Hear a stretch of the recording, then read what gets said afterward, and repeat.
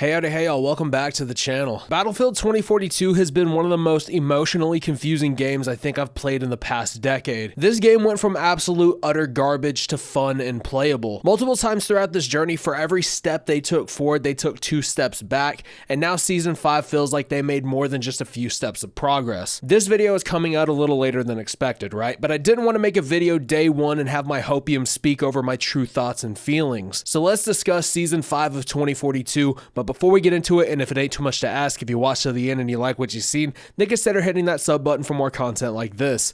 Okay, let's get into it. Season 5 of 2042 dropped at the beginning of June, and with it, kind of an underwhelming list of additions to the game. 1 new map, 3 new weapons, and a new battle pass. That's about it. Par for the course, honestly, this late in the game. That 1 new map we got, named Reclaimed, is a reimagined, reskin version of Zavad 311 from Battlefield 4, and to be honest, I've been having a goddamn blast playing on this map. As far as maps go in 2042, this one feels the most like a true Battlefield map. This map is available to play in pretty much every game mode, but where it shines the absolute most is Breakthrough. There's lots of rocks and trees to hide behind, many open lanes and multiple play styles with utilization of the buildings and miscellaneous objects around the map. It reminds me of the best days of Battlefield. Alongside the new map, we also have 3 new weapons, new anti-tank gadgets, and some new quality of life additions like 7-day custom server persistence. However, it wouldn't be a damn 2042 update without its fair share of issues, but in comparison to previous seasons, this one has to be the smoothest season release in 2042's history. One of the biggest issues I've seen people report on is hit registration being inconsistent, and I know what people are talking about when it comes to the hit reg being fucked up, so I plugged in my controller and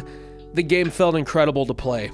Go fucking figure, right? Playing this season with a controller is almost paramount to have a consistent playing experience simply because the hit registration is fucking scuffed. When Crash Games did his video talking about Season 5, he mentioned during a part of the video he felt as if his shots weren't connecting, weren't doing any damage, and was just inconsistent as all hell, so he turned on the hit registration tracker in the game and he was right. I'll play the little clip right here, but 20 out of 29 bullets registered on the server side and made contact with the enemy. And you may not think that's a whole lot, but that means only 68.15% of his shots connected and dealt damage. It just doesn't make any damn sense. That is something DICE is gonna have to fix moving into Season 6 and forward, because this is something we as a community have been fighting with for far too long at this point. Aside from all of that, Battlefield 2042 right now in its most current form feels like the Battlefield we know and love. As far as this new map goes, if we could get like 5 or 6 of these damn maps in Season 6, I would uninstall half of my Steam library just to play the new maps and appreciate them. I hate to sound like a broken record, but the lack of maps and lack of proper innovation in 2042's maps have been insulting. Insulting enough to tell you all that this one map,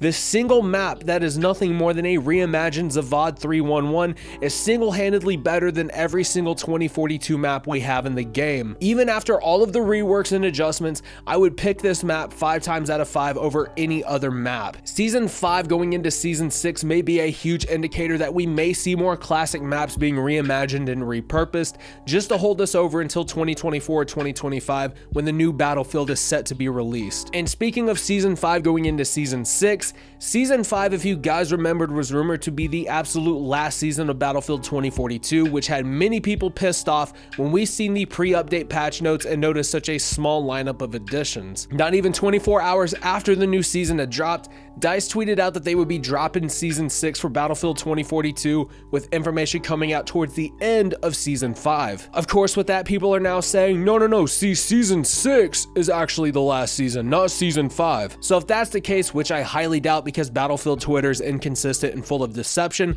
I will shit a brick twice as big as the state of Texas if we get more than 1 map for Season 6 release. It might just be me here, guys, but it almost feels like a kick in the balls that it's this far late into the game, quite literally, and we are just now getting content that makes this game feel like an actual Battlefield title. And whether or not people want to admit it, 2042 is in a place now where the game is enjoyable, especially playing it with friends. But understandably so, I get why people are still mad. To the people who still feel like they got burned on 2042, I completely understand, but please give it another chance. chance. To those still hesitant to play 2042 or even purchase 2042, especially at the $60 price tag, EA's Play Pass or Game Pass or whatever the hell it's called is only $5 a month. Get that through Steam, play 2042, don't take the game serious because it's not a serious Battlefield title. Just have fun. One more thing before we go, make sure you like, sub, and ding the bell for all things Battlefield and 2042 related. And as always, my name is Red Beard Mortis. Take care of yourselves and each other, and I will see you guys in the next one. But until then, I